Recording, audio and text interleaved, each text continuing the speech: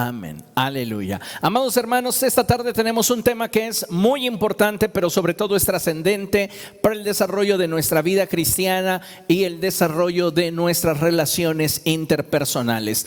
Esta tarde el tema se titula Una familia fuerte. Diga conmigo, una familia fuerte. Una vez más, una familia fuerte. Podemos enfocar este tema en dos vertientes, tanto lo que somos espiritualmente, somos una familia en Cristo, como los vínculos que sanguíneamente y políticamente llegamos a establecer y disfrutar con aquellas personas que forman nuestro núcleo familiar. Siento muy fuerte del Espíritu Santo hablar enfocados al vínculo sanguíneo. Y usted va a poder aplicar estos principios que hoy vamos a trabajar también en el vínculo espiritual. Entendiendo esto, yo le invito a que abra su Biblia en el Evangelio de Mateo. Vamos allá a Mateo capítulo 12. Cuando usted lo tenga, puede decir gloria a Dios. Y si usted nos está viendo desde la transmisión, en cuanto tenga la cita, puede compartir la publicación para que más personas puedan estar al alcance de esta enseñanza.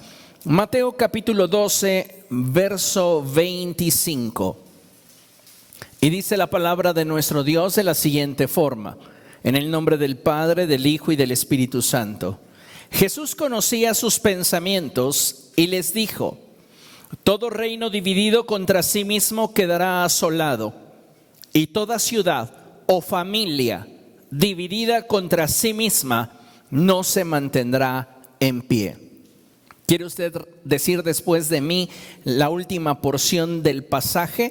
Dice así: y toda familia dividida contra sí misma no se mantendrá en pie. En este sentido, el Señor Jesucristo está estableciendo un principio, como muchos otros que están establecidos en su palabra, el cual de no atender se habrá de cumplir. Uno de los principios que más me gustan en la Escritura es el principio de la siembra y la cosecha. El que siembra escasamente cosechará. El que siembra en abundancia cosechará. Es un principio bíblico. Pues bien, aquí hay otro principio.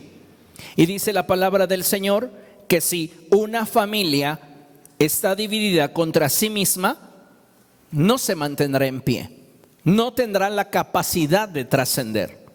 Y eso es algo que necesitamos hoy atender. ¿Por qué razón? Porque hoy estamos atravesando por un momento muy interesante y determinante en el ámbito social y familiar, el cual definitivamente, escuche con atención, tendrá un impacto muy serio sobre la iglesia, ya que algo que debemos de tener presente es que la iglesia es tan fuerte como sus familias son fuertes. Y es que en la presente generación muchas veces se prioriza lo externo por encima de lo interno, lo que es en apariencia por encima de aquello que es fundamental. Y sabe una cosa, si nosotros no corregimos el rumbo que de forma individual hemos cerrado, difícilmente podremos corregir el rumbo en el que nuestra familia se ha desviado. Esto es algo muy importante porque la palabra del Señor siempre es personal. Y Dios desea que cada uno de nosotros, a la luz de su revelación, podamos entender en qué cosas hemos estado fallando en nuestro ámbito familiar. Porque si nosotros no nos corregimos en aquello que nosotros estamos haciendo mal, difícilmente podremos ayudarle a nuestra familia a corregir el rumbo en el que se ha desviado. Muchas personas hoy día están esperando que la gente que les rodea cambie. Y a veces esto sucede dentro de las familias. Esperamos que nuestros padres cambien, o deseamos que nuestros hijos cambien, o deseamos que nuestros hermanos tengan otras actitudes. Pero la realidad es que pocas veces nos detenemos para hacer un autoexamen y revisar si hay actitudes y conductas que necesitamos nosotros mismos cambiar. Pienso que todos necesitamos evaluarnos de forma personal y, siendo objetivos, descubrir, uno, qué necesitamos eliminar en nuestra vida. ¿Qué conductas, qué actitudes, qué formas de pensamiento, qué ideas, qué prejuicios, qué manías necesita usted eliminar de su vida? Dos, ¿qué necesita reducir? Y nos volvemos a enfocar en lo mismo: conductas, actitudes, formas de pensamiento, ideas, prejuicios, manías. El punto número 1 es ¿qué necesito eliminar? El punto número 2 es ¿qué requiero reducir? El punto número 3, ¿qué necesito crear?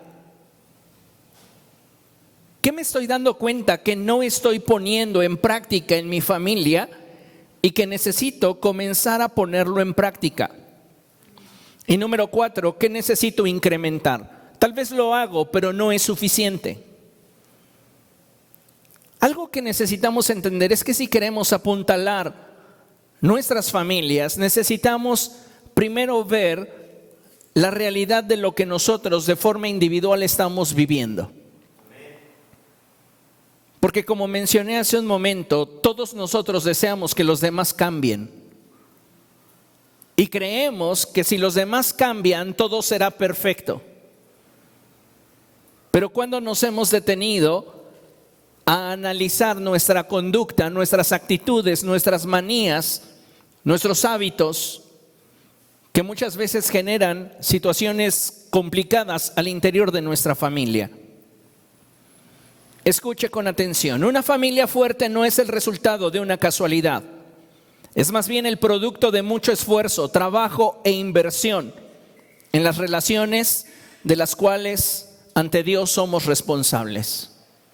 Tú eres responsable ante Dios por la familia que Él te ha dado. No importa en qué lugar jerárquico de dicha estructura te encuentres. A veces los hijos piensan que los únicos responsables de cómo se desenvuelven en el entorno familiar son los padres, y muchas veces no reparan en el hecho de que son sus actitudes, son sus conductas, son sus hábitos los que están generando muchas veces incluso conflictos entre los padres. Necesitamos entonces entender que si pertenecemos a la estructura, somos corresponsables de cómo se desenvuelva y desarrolle dicha estructura. ¿Amén? Debemos recordar que bíblicamente no cuidar de nuestra familia es comparable a negar la fe y nos coloca en una posición incluso inferior a la de un incrédulo. Eres peor que un incrédulo, sin importar cuál sea tu posición dentro de la jerarquía. Si eres el padre de familia, si eres la madre de familia, si eres el hijo, si eres el hermano, somos corresponsables de cómo estamos nosotros moviéndonos como familia y la estabilidad que tiene nuestra estructura. Así que si Dios te dio la oportunidad de tener una familia, debes entender lo siguiente: Dios te dio esa oportunidad para que puedas poner tus capacidades y habilidades al servicio de aquellos que contigo están. El Señor Jesucristo lo expresó de esta forma: si alguno de ustedes quiere ser el primero, debe de convertirse en el servidor de todos. Y muchas veces pareciera que nos acomodamos a una posición de irresponsabilidad en la cual todos tienen la obligación de proveerme lo que yo quiero, pero yo no tengo ninguna obligación para con el grupo. Y creo que necesitamos cambiar esa actitud si lo que queremos es tener una familia fuerte. Como ya mencioné, la fortaleza de una iglesia está escondida en la fortaleza de sus familias. No es la cantidad de congregantes lo que hace fuerte a una iglesia. sino la fortaleza, unidad, estabilidad y amor que los cristianos logran manifestar al interior de sus familias. Porque ¿cuántas veces somos todo amor dentro de la iglesia? Pero en nuestros hogares se escuchan las groserías, los reclamos, las indirectas, los prejuicios, los golpes, diferentes tipos de violencia. Y sabe, si nosotros no somos capaces de administrar correctamente la fortaleza, la unidad, la estabilidad y el amor que como cristianos deberíamos estar manifestando al interior de nuestros hogares, entonces la pregunta es, ¿qué es lo que estamos manifestando al venir aquí?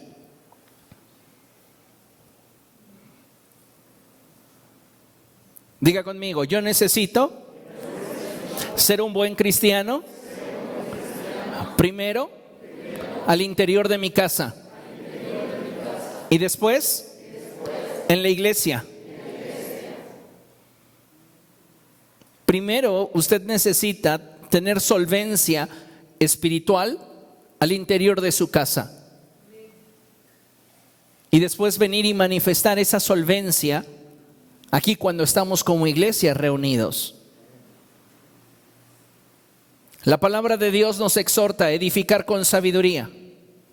La pregunta obligada es si realmente lo estamos haciendo bien. ¿Cuál cree usted que es el papel que está desempeñando al interior de su familia y cómo considera usted que lo está desempeñando? Eso es importante, porque muchas veces tenemos padres de familia que no se han enterado que son los líderes de la familia. Y ahora, si entiendes que eres el líder de esa familia, ¿cómo lo estás haciendo? Interesante, ¿no? Muy importante. ¿Qué nos dice la Escritura? La palabra de Dios nos dice en 1 Corintios capítulo 10, verso 23 lo siguiente: todo está permitido, pero no todo es provechoso. Todo está permitido, pero no todo es constructivo. Ese es un aspecto muy interesante de la vida cristiana. Y es que de acuerdo al pasaje anterior y orientado a la enseñanza que como hijos de Dios necesitamos entender que debemos de buscar establecer al interior de nuestra vida y de nuestras familias aquello que nos sea provechoso y aquello que nos sea constructivo. Tú tienes la libertad para elegir de qué forma edificas tu familia. Tú tienes la libertad para elegir qué elementos inviertes al interior de tu núcleo familiar. Bien, pues elige aquello que te conviene y aquello que te edifique. Y no solamente de forma personal, sino ampliando la visión que esto pueda beneficiar y bendecir al grupo con el cual nosotros nos estamos desenvolviendo. Debemos valernos de la libertad que hemos recibido de parte de Dios para establecer los principios que nos permitan ayudar a fortalecer y edificar nuestra familia. ¿Cómo? Eligiendo correctamente aquellos ingredientes que yo voy a invertir en el grupo al cual pertenezco. Y para saber cuáles son esos ingredientes, la respuesta al ingrediente en sí mismo debe de ser que éste tiene la capacidad de ser provechoso, nos conviene como grupo, me conviene tener esta actitud y le conviene a mi familia que yo tenga esta actitud. Me conviene cambiar mi manera de pensar y le conviene a mi familia que yo cambie mi manera de pensar.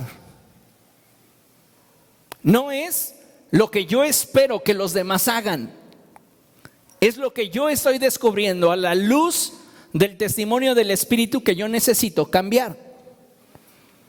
Y entonces yo voy a elegir sabiamente para invertir correctamente al interior de mi grupo aquello que sea provechoso, es decir, aquello que me convenga y repercuta en un beneficio para el grupo, y aquello que sea constructivo, aquello que me permite edificar a los demás. ¿Por qué menciono esto? Porque trabajar al interior de la familia no es sencillo. Si usted se ha dado cuenta, cada cabeza es un mundo. Sin embargo, la Escritura nos muestra que la mujer sabia edifica su casa, mas la necia con sus manos la derriba. Este proverbio aplica a cada miembro de la familia y no solamente es algo exclusivo de las mujeres, ya que todos los que formamos parte de dicha estructura, vuelvo a repetirlo y lo subrayo, somos corresponsables de lo que en dicha estructura vivimos. Si al interior de nuestra estructura familiar hay áreas de oportunidad como violencia psicológica, violencia verbal, violencia física, violencia financiera, violencia sexual, nosotros, amados hermanos, estamos desenvolviéndonos en un ámbito poco provechoso. Y lejos de señalar quiénes son los culpables o los responsables directos de dicha circunstancia, lo que yo debo de buscar es cómo un cambio en mí podría mejorar y fortalecer la estructura a fin de que esos ámbitos de violencia pierdan poder, pierdan fuerza. Pastor, pero está hablando con familias cristianas. Sí, familias cristianas y no cristianas. Dentro del ámbito humano existe la injusticia. Y la violencia sexual, la violencia verbal, la violencia física, la violencia psicológica, la manipulación, nos habla de injusticia.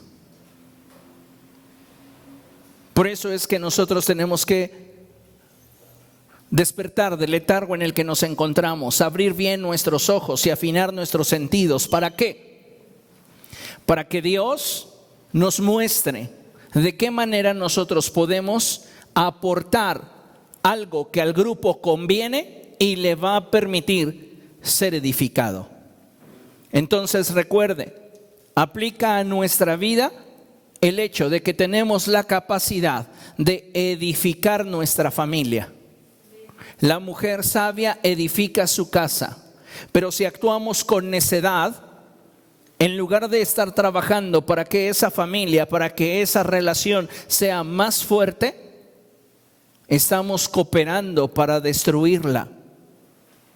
Amados hermanos, si queremos que nuestras familias sean fuertes, necesitamos trabajar por ello y esforzarnos, porque el reino de los cielos se establezca en medio de nuestros hogares y en medio de nuestras relaciones interpersonales.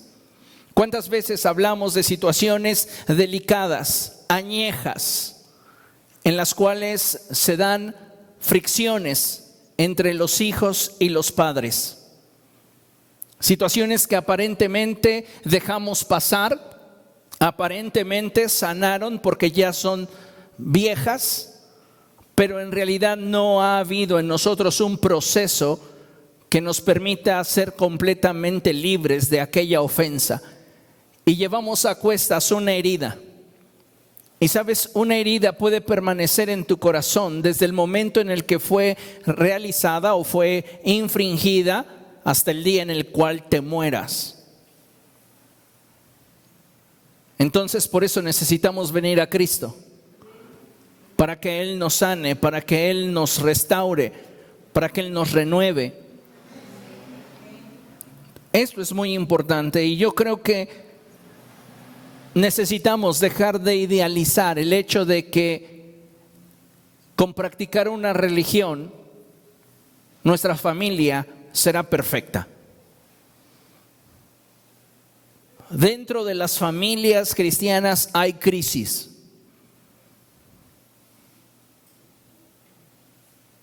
Y si queremos que la situación cambie, tenemos que hacer un autoexamen para saber de qué manera yo estoy siendo posiblemente un eslabón débil dentro de la estructura.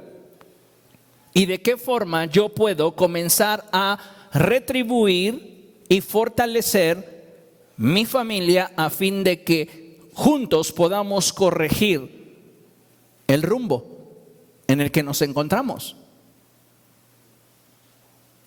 Así como las familias no son perfectas de la noche a la mañana, tu familia no llegó al punto en el que se encuentra de la noche a la mañana.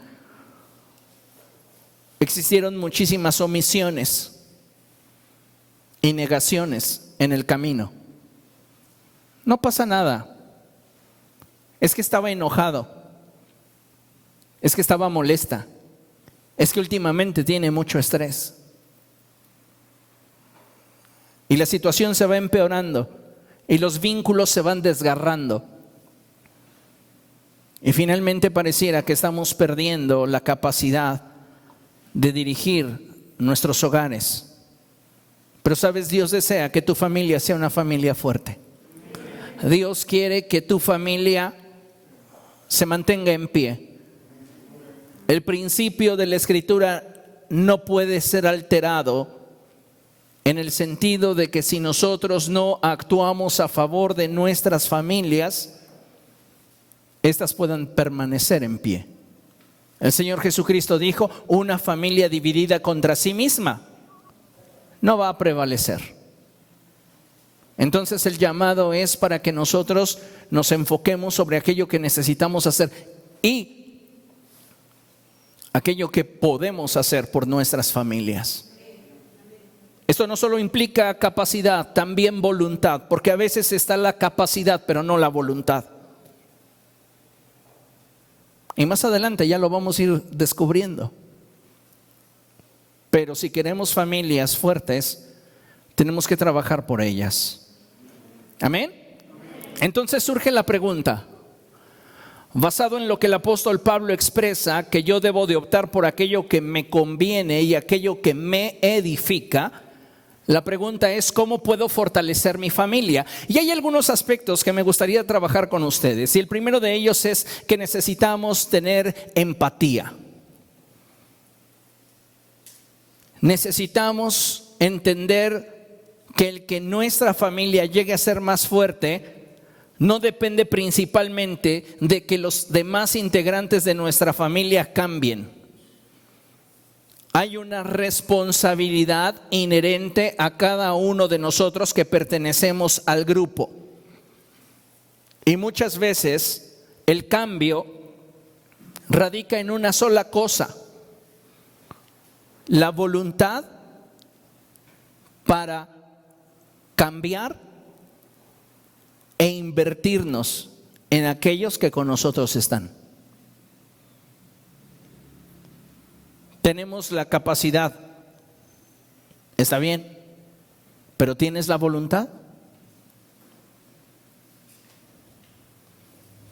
Así que, considerando esto, creo que como hijos de Dios, lo que necesitamos cultivar al interior de nuestras relaciones familiares es la empatía. Y esto tiene mucho que ver, amados hermanos, con ponernos en el lugar de los demás.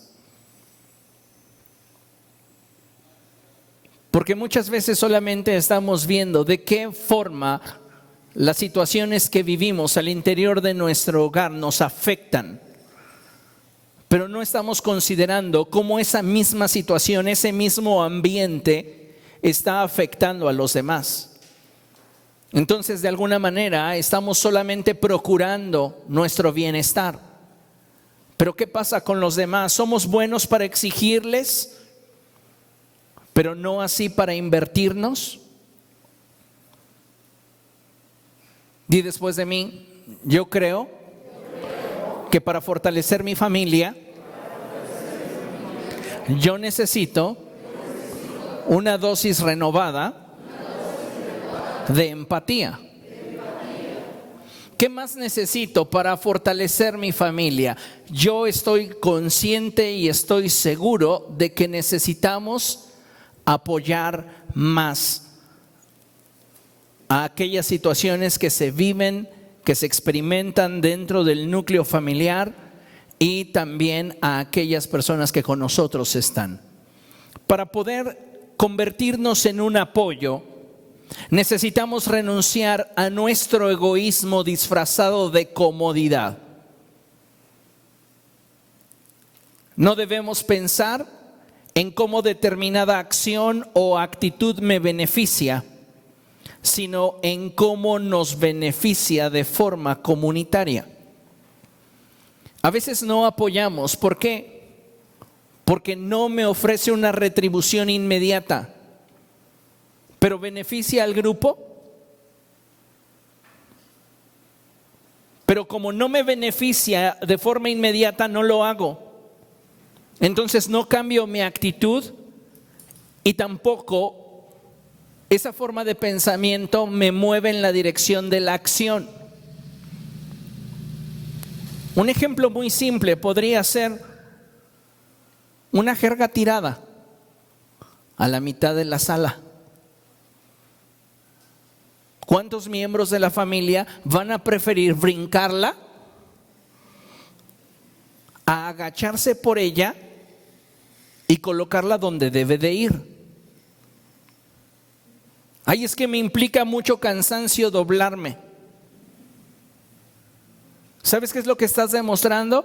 Que valoras más tu comodidad que el bienestar general de tu casa. ¿Y sabes qué hay detrás de esa actitud?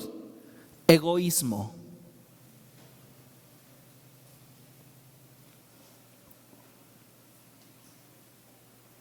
¿Para qué lo hago si ni siquiera me van a erigir un monumento? ¿En serio quieres que te erijan un monumento porque lavaste la vajilla? ¿Porque medio barriste la terraza? Hemos perdido nuestra identidad de grupo y nos estamos enfocando solamente en cómo la situación me beneficia. Hay algunos jóvenes que no son capaces ni siquiera de tender su cama. Y el problema es cuando los padres solapan esa mala conducta y les resuelven la vida. Llega el hijo y ya lo encuentra hecho. ¿Cuántos jóvenes están listos para que su pastor entre a su habitación?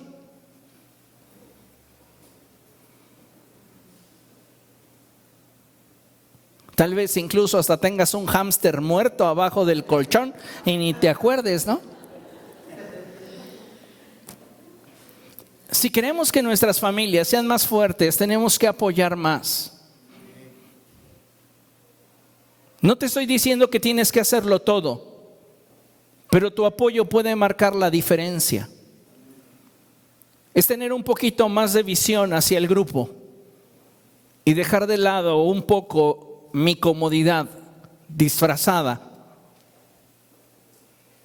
y darme cuenta que yo puedo aportar, que yo puedo ayudar. Si tú quieres que tu familia sea más fuerte, tú necesitas invertir. Y aquí este mensaje va para aquellos jóvenes que ya han comenzado a ser económicamente activos. No cierren su mano, aporten, sean parte de la fuerza financiera de su casa. Creo que tenemos que renunciar como mexicanos a una mentalidad. Y la mentalidad vuelve a tener el mismo parámetro, el parámetro del egoísmo. El jovencito comienza a trabajar y entonces ya cree que el dinero que gana es todo para él. Es mío, porque yo me lo gané. Y no estamos viendo que al interior de nuestro núcleo familiar hay necesidades.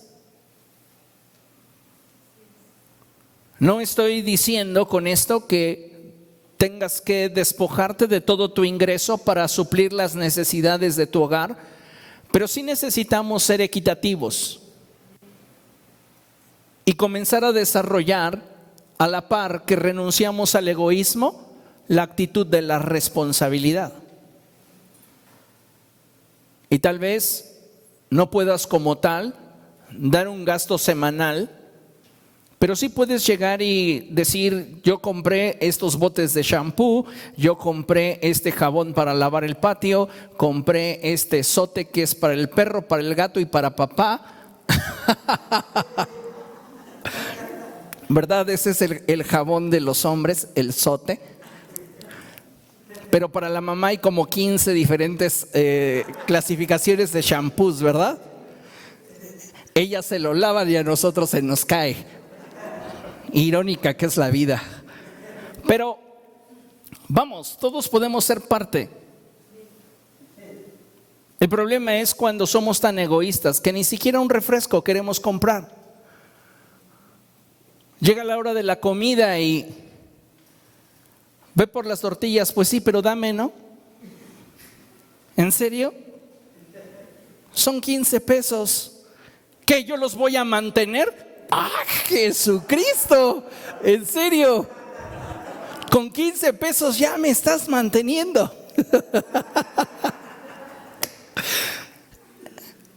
Hablamos de detalles que se van acumulando como piedritas, dijeran por allí, en el buche.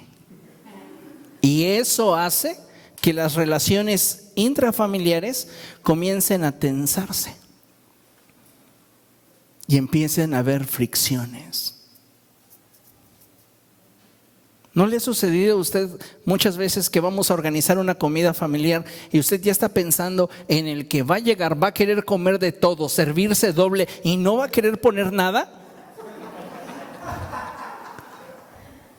Tenemos que cambiar entonces esa actitud. No si la veo en los demás, yo no los puedo cambiar, pero si yo lo puedo notar en mí, yo tengo que cambiar mi manera de pensar y si quiero fortalecer a mi familia, tengo que invertirme.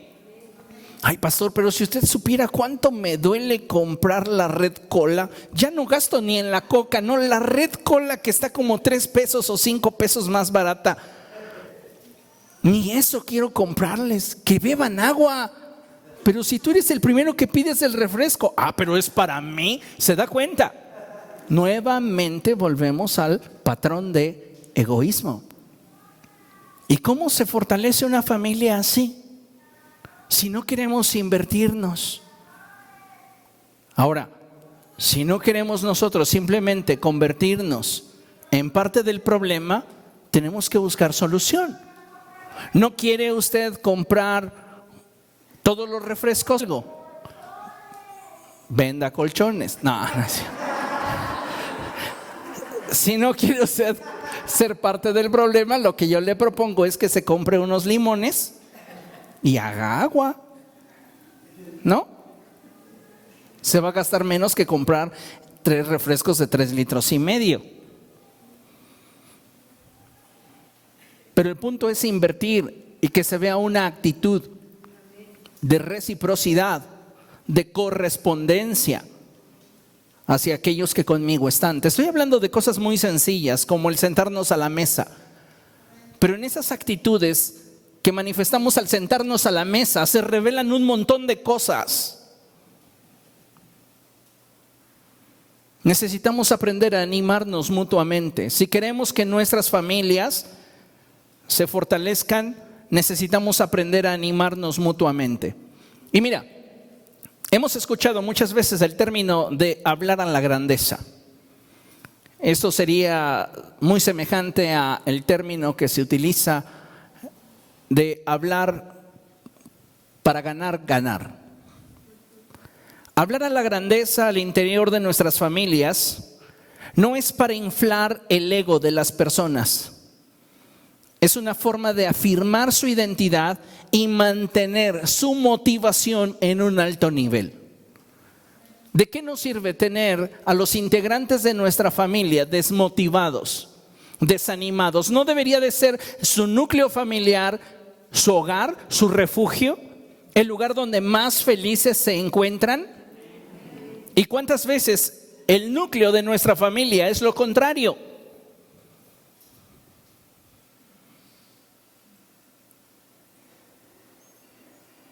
Tenemos que aprender a animarnos mutuamente. Y si alguna persona dentro del grupo participó de alguna cosa, animarle. Eso es importante, porque tal vez esa persona llegó con un shampoo y una bolsita de jabón. Pero si nosotros no sabemos hablar a la grandeza de la persona, la motivación puede perderse con facilidad.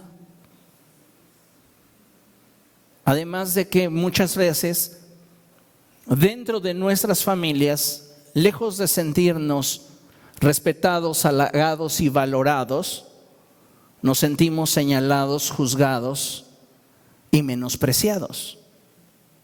¿Y usted cree que eso es sano para una familia?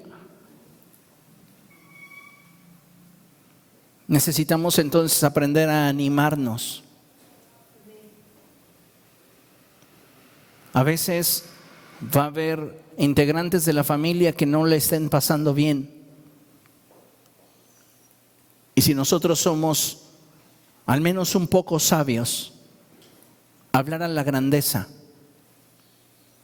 los hará sentirse mejor. Ahora, no exagere, porque también se va a ver mal. Seamos sobrios, prudentes, y edifiquemos con sabiduría. ¿Cómo podría yo animar a mi cónyuge?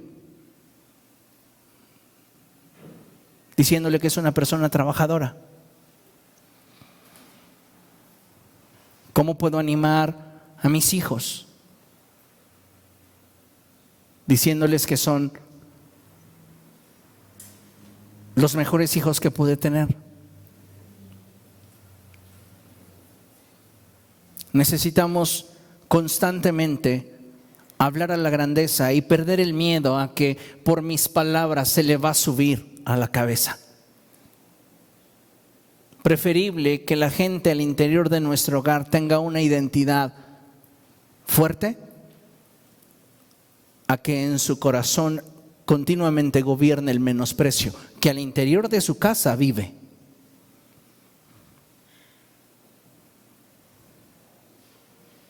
¿Comprende? Seguimos avanzando. ¿Cómo puedo fortalecer a mi familia? Llegamos a un punto muy importante. Respeto. Si tú quieres fortalecer a tu familia, tú necesitas aprender a respetar. Y no es prudente ni sabio minimizar el trabajo, capacidad o aportación de los integrantes del grupo. Tenemos que buscar la unidad, no la uniformidad. Respeta. ¿Cuántas veces con indirectas, con palabras malintencionadas, le faltamos al respeto a las personas que con nosotros viven?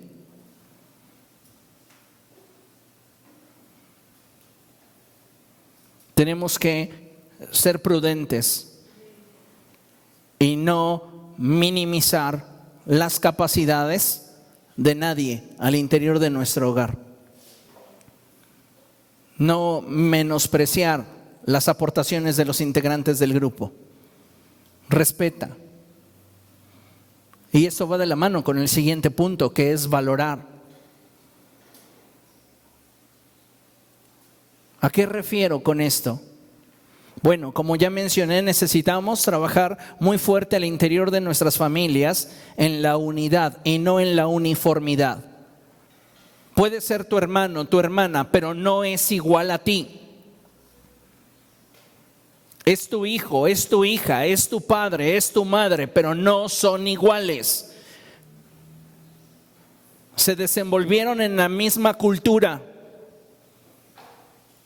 en los mismos ámbitos, fueron a las mismas escuelas, pero no son iguales. Cada uno de nosotros, de alguna manera, puede interpretar su entorno de forma distinta y sentimos de forma diferente. Entonces, si yo voy a trabajar en pro de la unidad, yo necesito sacarme de la cabeza la idea de que todos somos iguales. Y yo no puedo exigirle a las personas que me rodean a que se muevan a mi estándar, cuando en realidad es posible que no tengan las mismas habilidades, capacidades o oportunidades de las cuales yo he disfrutado.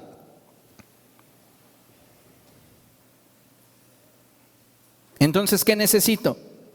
Primero, respetar, y dos, valorar. Hay veces en las que es evidente que una persona podría hacer más o dar más, ¿sí o no? Es que podrías dar más, podrías hacerlo mejor, podrías invertir más. Parece ser que estás viendo y no ves. La indiferencia está en esa persona, pero no valorando lo poco que hace, no la vas a cambiar. ¿Cómo cambiamos la actitud de una persona que podría hacer más o dar más y no lo hace?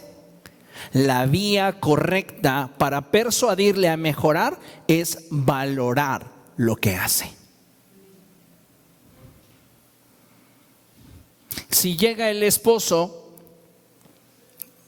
con la influencia del esposo de Bartola, ¿se acuerda usted de aquel de la canción Mira Bartola y te dejo esos 2 pesos? Pagas la renta, el teléfono y la luz. ¿Cómo estaría la inflación en esos años que para todo eso alcanzaba? ¿O era la idea de él?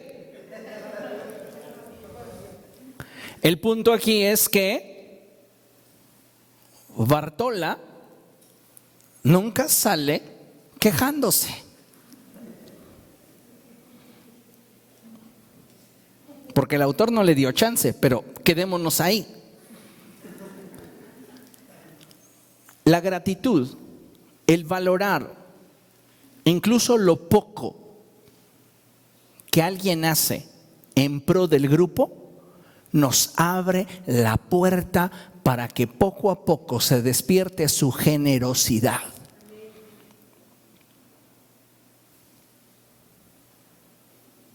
Vamos a juntarnos a comer, ¿no? ¿Les parece que sea de traje? Y llega y solo trae un pedacito de chicharrón.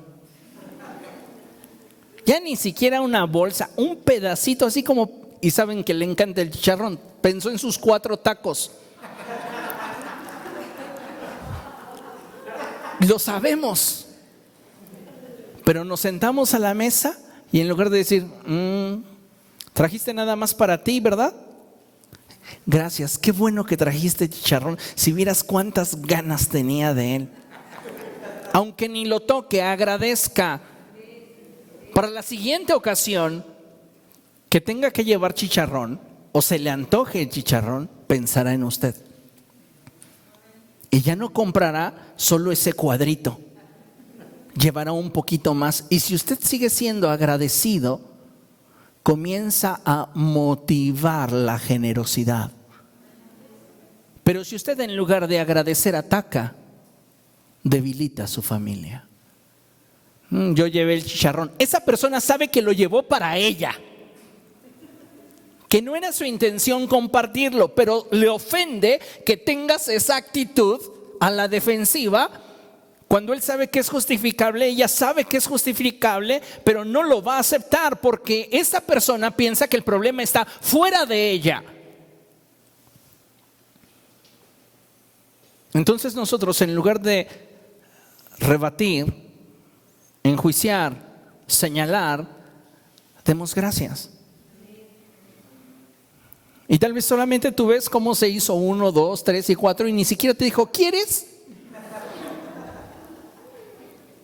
Tu gratitud, si no lo cambia, te da paz. Imagínate comer chicharrón con aguacate y luego coraje. No te va a ir bien. Así que vamos a valorar y entender que siempre la vía correcta para persuadir a una persona para que haga más o dé más será valorar lo que de ella se recibe.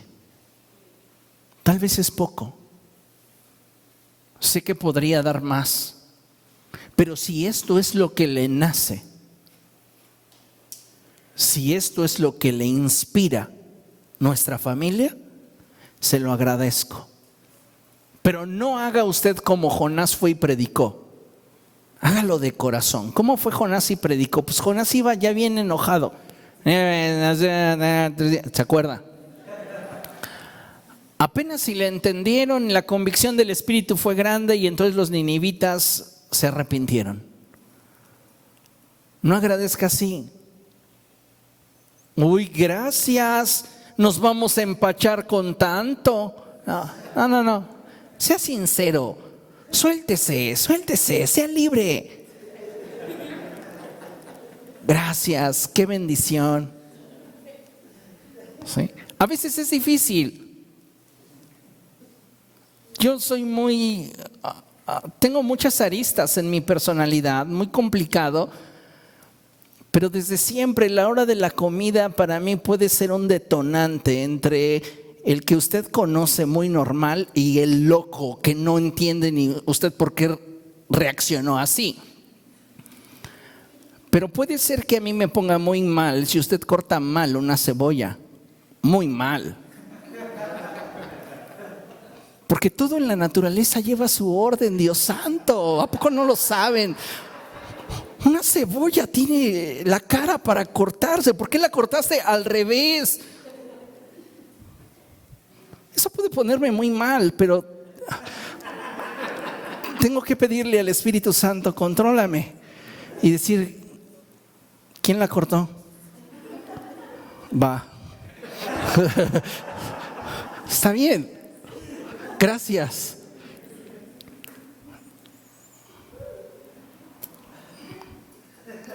No sé, olvídese de mis traumas. Pero a veces es complejo y lo entiendo, pero tenemos que aprender a valorar lo que la gente hace.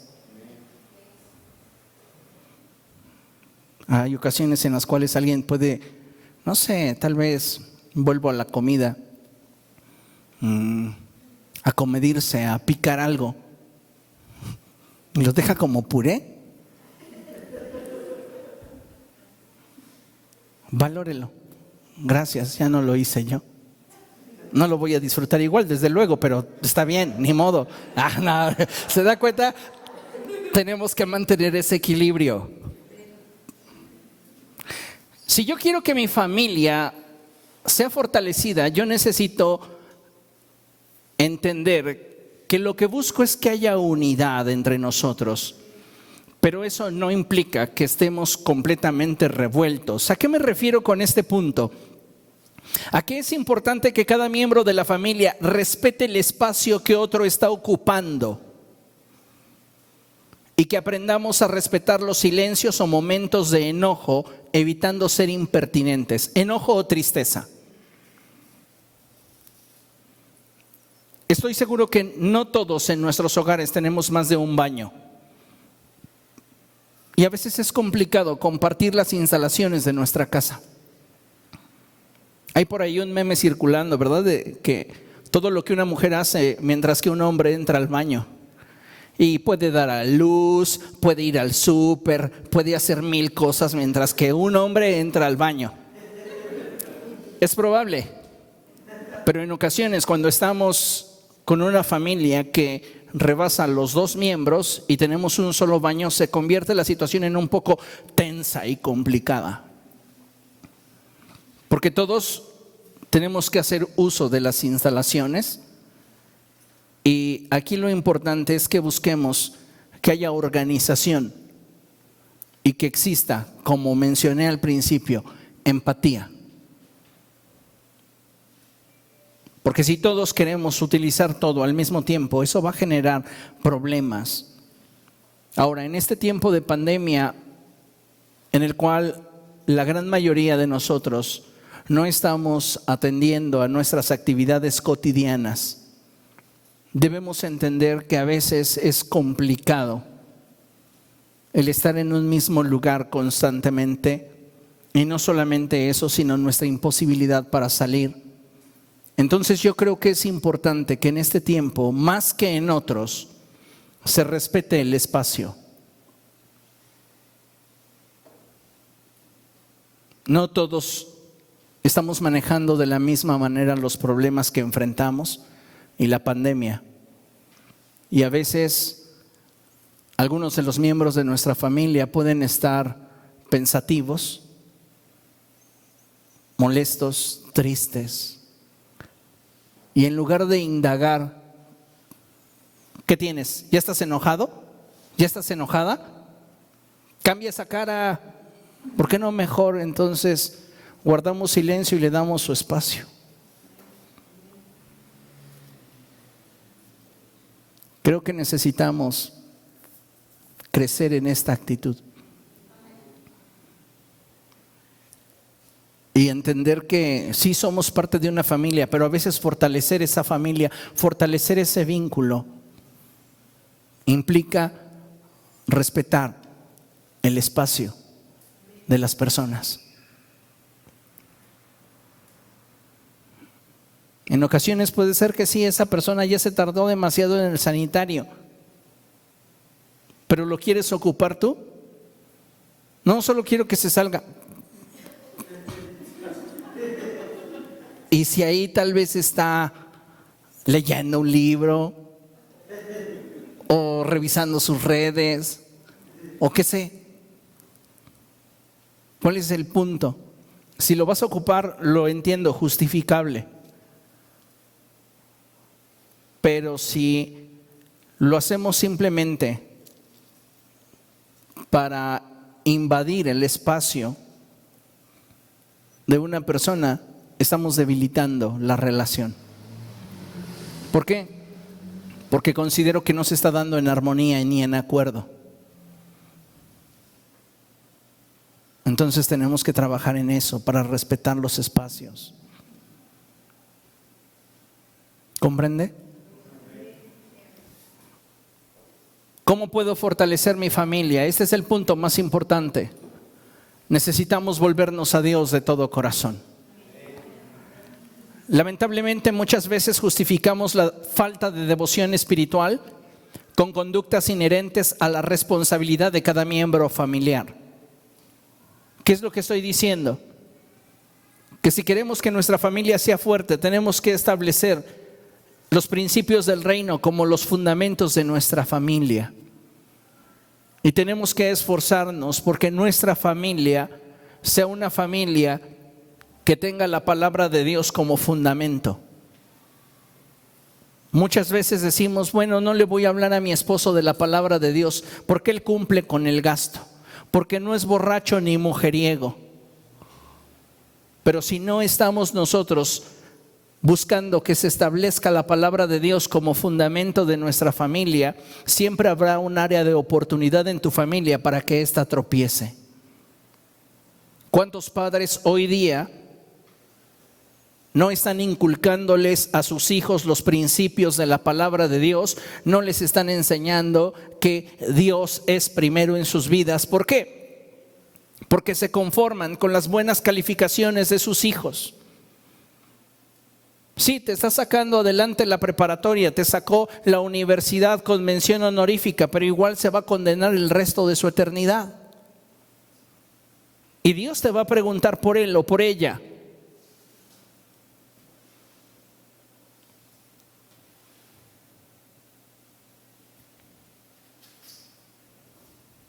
Hay una porción en la Reina Valera de la Escritura que se traduce con la expresión fuérzalos a entrar. Y algo que entendí y he comprendido del Espíritu, este va a ser un sermón que voy a desarrollar posteriormente, pero algo que he entendido es que la expresión fuérzalos a entrar jamás nos dice imponte, pero siempre apunta a persuade.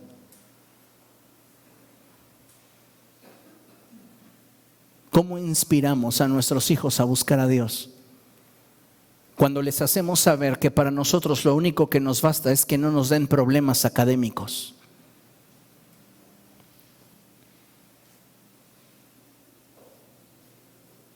Sí, tengo a mi hijo de 10, pero no quiere nada con Dios. Igual has fracasado. Puede ser una persona muy excelente en el ámbito académico, pero eso no le está dando estabilidad y fortaleza a tu familia. Porque lo único que puede garantizarnos el poder aspirar a participar de una vida abundante es Cristo.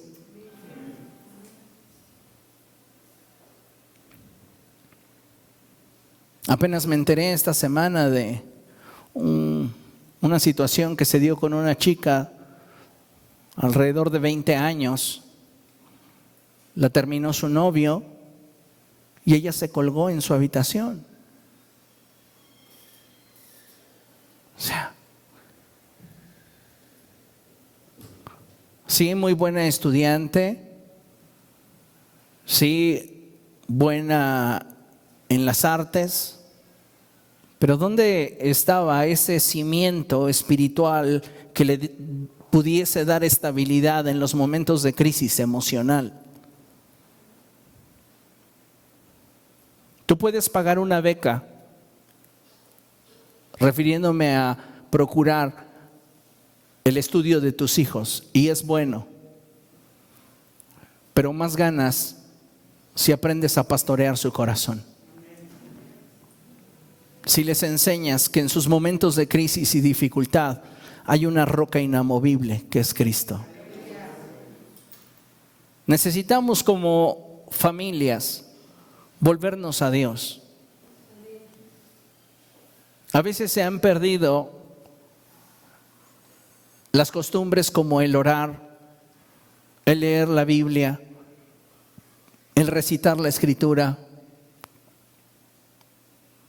¿Cómo estamos enriqueciendo nuestra familia?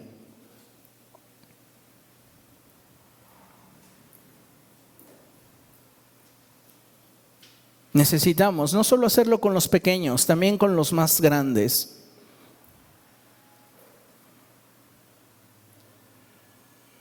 En mi caso muy personal, algo que deseo establecer en mis hijos es que sepan que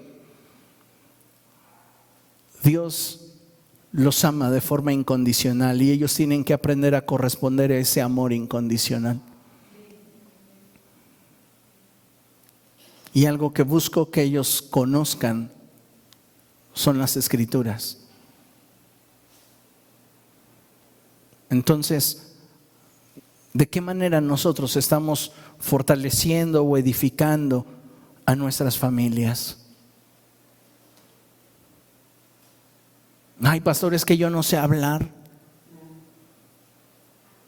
Entonces compre cuadritos y péguelos en su sala y léalos en voz alta. Necesitamos buscar la estrategia para que nuestras familias estén cimentadas en la roca que es Cristo. Si queremos realmente tener éxito, necesitamos a Dios. Considere lo siguiente. Todos podemos ser testigos de lo difícil que resulta avanzar como familia y mantenernos unidos, o podemos permitirle a Dios que nos moldee para que lo que hagamos, para que nuestra familia se fortalezca, dé buenos resultados.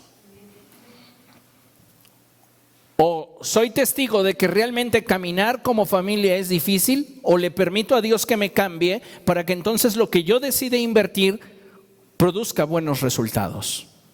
Vamos a Efesios capítulo 4 y vea nada más cómo la Escritura nos menciona cuáles deberían de ser las actitudes gobernantes en nosotros al interior de nuestra familia. Todos estos puntos los podemos aplicar con nuestra familia espiritual, que es la iglesia. Amén. Amén. Amén. Dice la Escritura así, Efesios capítulo 4, versos del 1 al 3. Por eso yo, que estando preso por causa del Señor, les ruego que vivan de una manera digna del llamamiento que han recibido. Lea conmigo.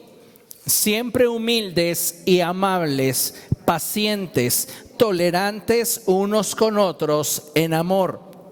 Esfuércense por mantener la unidad del Espíritu mediante el vínculo de la paz. ¿Cuáles son las actitudes que deben de estar siempre manifestándose en nosotros? Pues que tengamos una identidad clara, seamos humildes, amables, pacientes, tolerantes, amorosos, esforzados y pacíficos.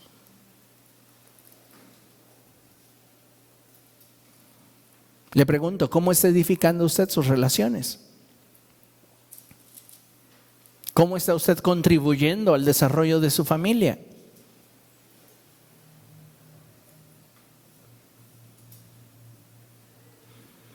¿Sabe?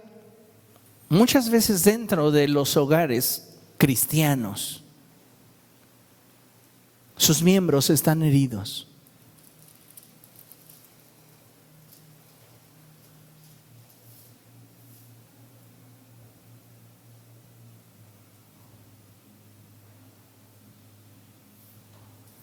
Y no debería ser así, pero el problema es que no hemos sabido mantener el equilibrio y hacer lo que nos compete hacer. Por eso es que menciono el siguiente punto. Necesitamos sanar heridas y evitar fracturas. Ciertamente cada núcleo familiar es diferente. Mi familia no es igual a la tuya. Tu familia no es igual a la de tu hermano. Cada familia es distinta. Sin embargo, considero que hay un elemento que es imprescindible para el sano desarrollo y la correcta edificación de nuestras relaciones familiares. Lo más interesante de esto es que dicho elemento no está fuera de nosotros, sino dentro. Así que todos podemos edificar si primero aprendemos a perdonar y a pedir perdón. Si tú quieres que se sanen las heridas, tú necesitas perdonar. Porque dentro de nuestro núcleo familiar hubieron abusos, hubieron injusticias, hubieron situaciones que te marcaron muy en lo profundo, que tal vez por esa razón hoy no ves para con los tuyos y dices, si voy a ver por alguien, voy a ver por mí. Pero esa actitud está debilitando tu familia. Pareciera irónico, pero nuestra actitud de defensa se está convirtiendo en la forma en la cual nos estamos debilitando. Si tú quieres evitar que haya al interior de tu núcleo familiar una fractura, tienes que aprender a perdonar y tienes que atreverte a pedir perdón. Una de las situaciones más tristes que vivimos en este tiempo es la irónica idea del perfeccionismo absoluto. Ya que por naturaleza nosotros como seres humanos somos imperfectos. Sin embargo, hoy día muchas personas se excusan y justifican sus actos y actitudes señalando a los demás, sin reconocer que muchas veces nosotros somos en parte responsables. Y si en parte somos responsables, también en parte somos culpables.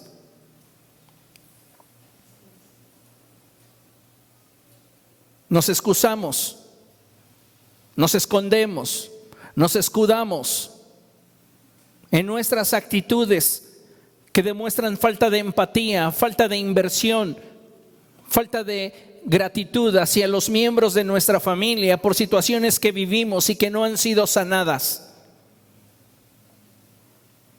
Piense por un momento, ¿es acaso usted una persona a la cual le cuesta trabajo pedir perdón? Hay personas a las cuales conozco y jamás he escuchado de sus labios un perdóname, me equivoqué. O es una persona que acepta su responsabilidad en lo íntimo, pero la niega en lo público. Sí, la regué, lo piensa, pero públicamente no tiene el valor para pedir perdón. Hay quienes tienden a través del reproche justificar su falta de perdón. Es que yo actúo así porque tú. Y entonces mi argumento es hacerte sentir merecedor del cómo yo me comporto. En lugar de reconocer que me excedí o que lo resolví mal, no, mejor te hago sentir culpable para entonces yo desafanarme de mi responsabilidad.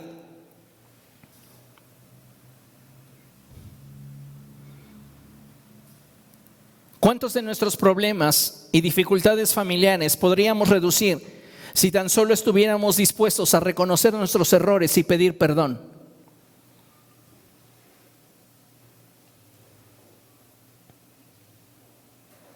Si nos diéramos cuenta que de esa forma podríamos sanar una relación, podríamos evitar una fractura, ¿no cree usted que valdría la pena? Algunos de ustedes que experimentaron abuso físico, verbal o de cualquier otro tipo e índole, hay áreas de su vida que no han sido completamente restauradas porque la persona que les hirió les debe una disculpa. Y tal vez esa persona ya no está presente, tal vez esa persona ya no existe. Y sin embargo, en la memoria emocional se quedó ese sentimiento de esperar que esa injusticia que viviste fuese borrada o fuese de alguna manera sanada con un perdóname, reconoce mal. No podemos decir, ninguno de nosotros necesita que alguien venga y nos pida perdón, porque sería hipócrita. A veces simplemente creemos que con que las cosas pasen y el tiempo siga transcurriendo, nosotros vamos a estar bien. Pero no, hay cosas que se dieron en nuestra vida y que no van a sanar hasta que esa persona, si está presente, si vive, si está consciente, reconozca que lo que ha hecho lo ha hecho mal.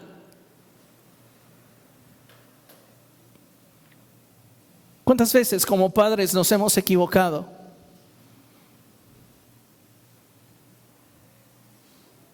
¿Hemos tenido la sensibilidad de acercarnos a nuestros hijos y pedirles perdón? Hace 2 generaciones eso era mal visto. ¿Cómo un padre le va a pedir perdón a su hijo?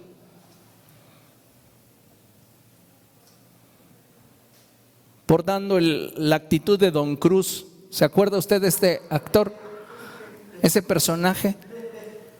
Don Cruz Treviño de La Garza.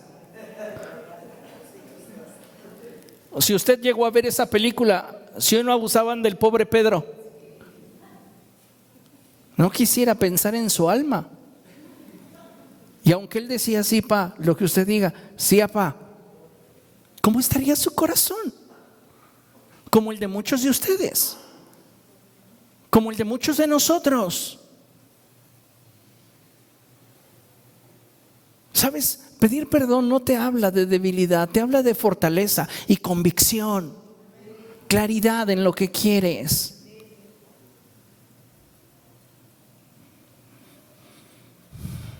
A veces no nos atrevemos a realmente pedir perdón de la manera correcta, porque no estamos dispuestos a aceptar nuestra responsabilidad.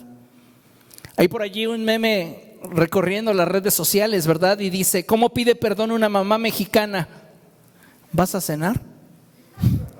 ¿Cómo pide perdón un papá mexicano? ¿Quieres unos tacos? Y parece ser como que brincamos la situación. Pero tal vez sí, le compraste 15 de suadero y se los acabó. Pero aunque tiene su estómago lleno y su corazón contento, hay una herida detrás.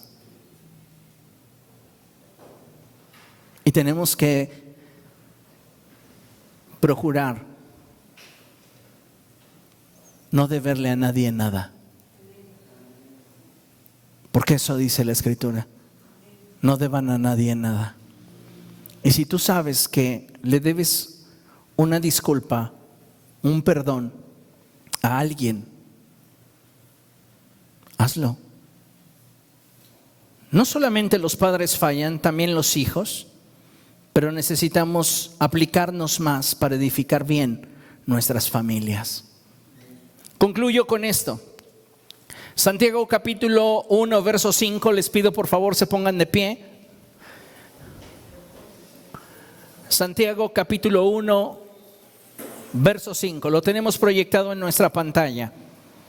Y dice la palabra del Señor así. Vamos a leerlo juntos a la cuenta de 3. 1, 2, 3. Si a alguno de ustedes le falta sabiduría, pídasela a Dios y Él se la dará, pues Dios da a todos generosamente sin menospreciar a nadie. ¿Quiere fortalecer su familia? Pídale a Dios sabiduría. ¿Qué necesito hacer? ¿Qué requiero yo cambiar? ¿De qué manera yo puedo persuadir al grupo para que tomemos un rumbo distinto? No puedes obligar a que la gente deje de ser como es, ni puedes imponerte para que la gente deje de pensar como piensa. Pero si le pedimos a Dios sabiduría, entonces los cambios comenzarán a partir de nosotros. Y eso comenzará como esa medida de levadura a impactar a aquellos que nos rodean. Amén. Vamos a orar. Padre, en el nombre de Jesús, hemos escuchado tu voz, Espíritu Santo. Y esta tarde queremos exponernos a ti, suplicándote, Señor, que hables a lo íntimo de nuestro corazón. Enséñanos, Dios, a agradarte, al edificar nuestros hogares como tú quieres. Mi Señor, establece tu reino al interior de cada familia. Trae paz en las relaciones interpersonales. Tú sabes, Señor, que al interior de las familias cristianas hay crisis, hay heridas, hay violencia, hay dolor. Y tú quieres sanarnos. Quita todo egoísmo de nosotros. Quita toda actitud que no te glorifica. Enséñanos a amarte y a poner como fundamento tu palabra. Señor, si fuimos ofendidos por una persona que ya no está ni forma parte de nuestra vida, ayúdanos a perdonar.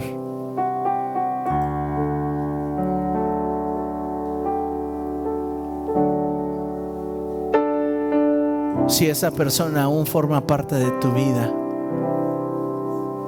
presenta delante de Dios la ofensa y pídele a Dios que le perdone.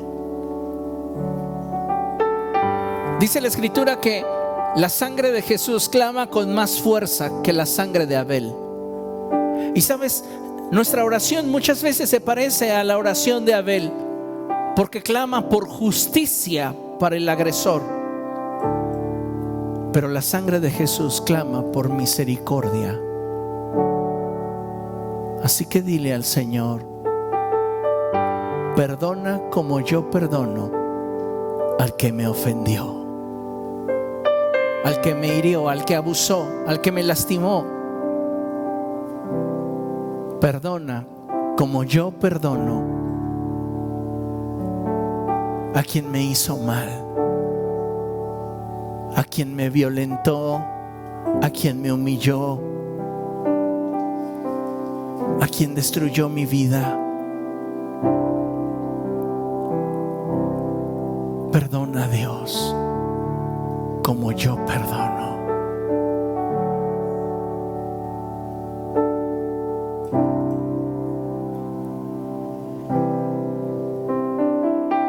Y si el Espíritu Santo te hace ver que hay alguien a quien tú has lastimado, a quien tú heriste, también dile al Señor: ayúdame para restituir el daño que provoqué. Ayúdame, dame sabiduría. Si he tenido una mala actitud, ayúdame a cambiar. Oh precioso Espíritu, fortalece nuestras familias. Frena mi lengua, cambia mi carácter, mi actitud.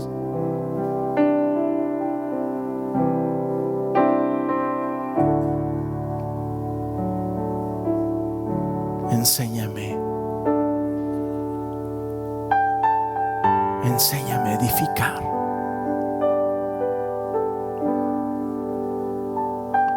Te doy gracias, Señor, por lo que estás haciendo y por lo que harás.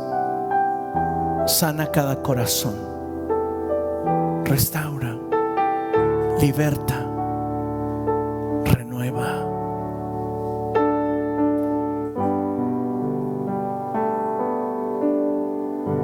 Tus lágrimas van a ser secadas por Cristo. Y lo que ha sido en ti dolor, tristeza, desesperanza, se convertirá en paz, gozo, libertad. Dile a Él: sana mi corazón, sana mi corazón. Restáurame, Señor. Restáurame. Restáurame, amado Dios.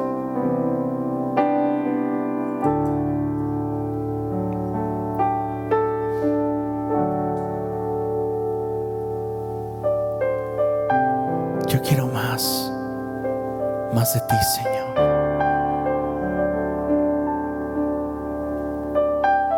Oh, precioso Espíritu Santo, eres hermoso. Dice el apóstol Pedro: echen sobre de Cristo todas sus preocupaciones, porque Él cuida de ustedes.